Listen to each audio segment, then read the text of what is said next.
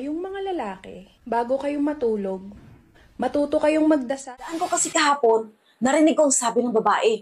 Huwag mo ipalo-palo sa mukha. Oh. Saan naka-location bago mo hinawakan? Sa ilalim ng brief.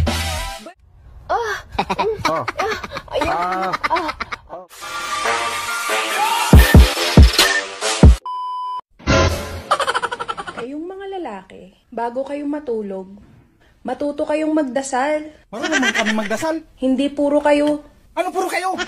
Sabihin mo! Tuloy mo! Puro ka daldal. salsal. Han, naalala mo ba yung babae? Yung natulog dito nung isang araw? Uwan, bakit? Kapatid yun siya. Nang inutangan natin ng 5K na sobrang laki ng advance interest. Kapatid pala niya yun? Oo, at nagsumbong nga siya sa akin. At bakit mo daw siya pinakialaman nung natulog siya dito? Hindi ko naman kasi alam yun, Han. Tsaka bakit mo pinapatulog sa kwarto natin? Tsaka inok mo pa yung ilaw. Akala ko ikaw yun eh. Malaki ang friend ko eh. Malit lang ako. Paghipo mo pa lang, alam mo na kung ako o hindi. Parang napansin ko ngayon na parang malaki yung umbok eh. Paano kasi ang dilim? Akala ko kasi busog ka lang. Hindi ka man lang nagtaka kung ako ba yun o hindi. Sa totoo lang, Han, saka ko na napansin na hindi talaga ikaw nung kalagitnaan na. Oh, napansin mo pala. Bakit pinatuloy mo pa rin? Bakit hindi ka huminto? Sumagot ka. Bakit tinuloy-tuloy mo pa rin? At bakit hindi ka huminto? Huminto naman ako eh. Huminto ka pala. Bakit nagtuloy-tuloy? Madulas na kasi masyado yung preno.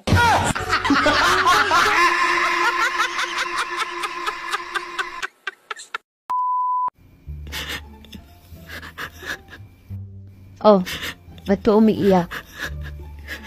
Kasi palagi na lang wala akong ginagawang tama eh. Palagi na lang akong mali. Mali. Uy, hindi totoo yan. Huwag kang maniwala dyan. Dyan ka nagkakamali.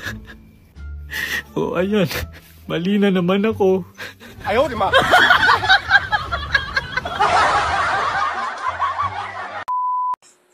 Hello, gabing-gabi na. Ba't ka napatawag? Oh, siyempre. Aba, siyempre naman. Miss na miss din kita. Malakas ka sa akin eh. Sino yung kausap mo? Huwag maingay, may kausap ako. Sino ba yan? Babae ko. Nang babae ka? Hindi ka pa ba kontento? Hindi ka pa pala sawa sa mga babae? Ba't ka nag-asawa? Pati best friend ko, niligawan mo na rin. Wala naman talaga ako magawa. Babaero na talaga ako eh. Ganito na siguro talaga ako pinanganak. Hayaan mo na, magsasawa din siguro ako. May nangyari na ba sa inyo ng best friend ko? Oo naman. Yung best friend mo ba hindi papatol sa akin? 2 bisis na nga eh. Alam mo yung bubuyog pag kumakagat. Pati puwit niya itinutusok. Ganun yung best friend mo. Para akala mo wala nang bukas. Nananabla na lang kasi yung best friend ko. Anong nananabla? Ano ibig mo sabihin? Ang lupit nga lumalambitin sa akin eh. Last niya na sigurong kagat sa'yo yun. Kaya grabe makalambitin sa'yo. Paano naging last? Eh, pinapabalik nga niya ako eh. May taning na buhay nun. Kasi may HIV yun. Hindi ba ako mapiktuhan nun? Baka magkaroon din taning buhay ko. Madali lang naman ang solusyon dyan. Para mawala ang taning ng buhay mo. Paano? Huwag ka magpapacheck up sa doktor. Para hindi mo malaman na may taning ng buhay mo. Wala ka bang ibang alam para gumaling? May nakapagsabi sa akin na pag natigok yung nanghawa sa'yo, pagkalipas ng 10 araw, wala na taning ang buhay mo. Solve ng problema mo. Ay, salamat. Tuloy ang ligaya. So, gagaling na ako nun. Hindi. Kasi, matigok ka na rin. Wala nang solusyon. Wala.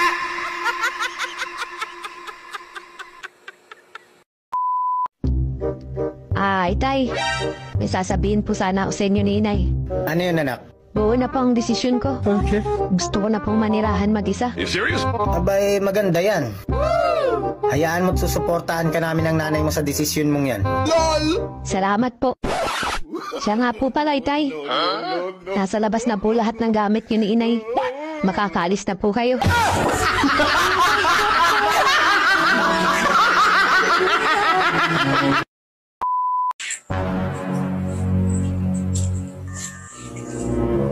Oh, Han, andiyan ka na pala. Nakautang ka ba kay kumpare? Oo, Han, 5,000. May advance interest pala to? Oo, Han, meron. Wala tayong magawa. Yan talaga yung patakaran nila eh. Bakit kasi hindi mo sinabi na may advance interest pala yan? At di ko rin kasi alam kung ano yan. Pasensya ka na, Han. Hindi ko pala naipaliwanag sa'yo kung ano yung advance interest. Asa na pala yung pera na nahiram mo? Ito oh. Oh, bakit 5,000 pa rin to? Di ba 5,000 naman yung hiniram mo? Oo, pero dapat may bawas na yung 5K kasi nga mayroong advance interest, di ba? Binayaran ko na. Paano mo nabayaran? Eh, wala ka naman dalang pera. Kaya nga tayo nangutang. Bakit pera ba ang pambayad sa advance interest? Eh, siyempre, alangan naman. Ano pala yung pinambayad mo? Sabi kasi ni kumpare, paano Mare, kunin ko na ng sagad ang interest ha? Oh, tapos ano sabi mo? Hinila ko siya, papunta sa kwarto niya. Sabi ko, sige pre, sagad mo na. Kaya pala walang bawas yung 5,000? Tsaka bakit parang hinang-hina ka at pag napagod ka? Ano ba nangyari sa'yo? Hoy, ano nangyari sa'yo? Bakit parang hinang-hina ka? Sobrang laki kasi ng interest niya.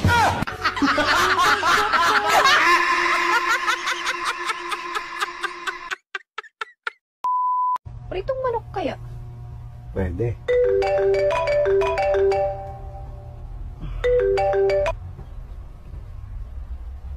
Hello? Sino yun? Oh. Ayun. Oh, ma. Oh, sa tabi ko. Parang tanga. Oh, kasabi na ni mama. Han, may nagreklamo sa barangay. Galit na galit. Ano bang ginawa mo? Ha? Sila na nga yung nakisuyo sa akin eh. Sila pa yung galit? Bakit? Ano ba nangyari? Nakisuyo sila. Nahawakan yung bird. Oo nga naman, tama naman. Pero bakit sila nagagalit sa'yo? Pero ang ikinagagalit daw talaga nila ay yung nabitawan yung ibon. Galing pa naman daw sa ibang bansa. Ang mahal pa naman nun. Pero bakit mo binitawan? Hindi ko binitawan ng ibon. Sila yung nagbitaw. Eh di ba nga pinahawakan sa yung ibon? Paano sila yung nakabitaw ng ibon ay ikaw yung may hawak ng ibon? Bird lang ang hinawakan ko. Nung hinawakan ko yung bird, nabitawan nila yung ibon. Tika. Ang gulo mo eh. Hawak mo na yung bird, di ba? Oo. Eh paano nila nabitawan yung bird? Eh ikaw na nga yung mismong may hawak. Hindi. Ang ibon hawak nila. Ang bird pinahawakan sa akin. Nung hinawakan ko ang bird, nagulat yung lalaki. Kaya nabitawan yung ibon. Ang gulo mo eh. Bird at ibon, isa lang yan. O sige, yung ibon, hawak ng lalaki.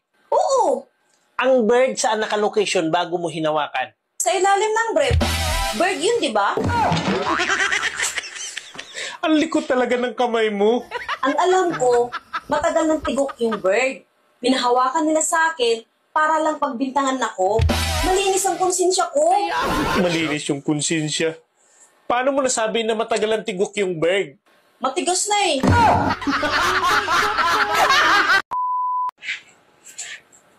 Han, yung bagong kasal na mag-asawa, na kapitbahay natin, kawawa yung babae.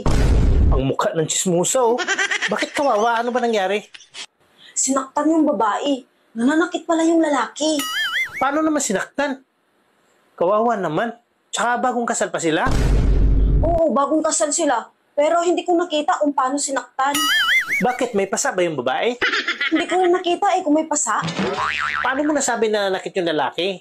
Eh hindi mo naman pala nakita. Pagdaan ko kasi kahapon, narinig ko ang sabi ng babae, huwag mo ipalok-palo sa mukha ko. Lumamalok pala yung lalaki sa mukha. Baka naman nagkatuwaan lang sila. Kasi nga, bagong kasal. Hindi eh. Nananakit talaga yung lalaki. Napaka-chismosa mo talaga. Eh hindi mo nakita na nananakit yung lalaki. Pagdaan ko kasi dyan, malapit sa bintana nila, ang sabi ng babae, aray, tama na.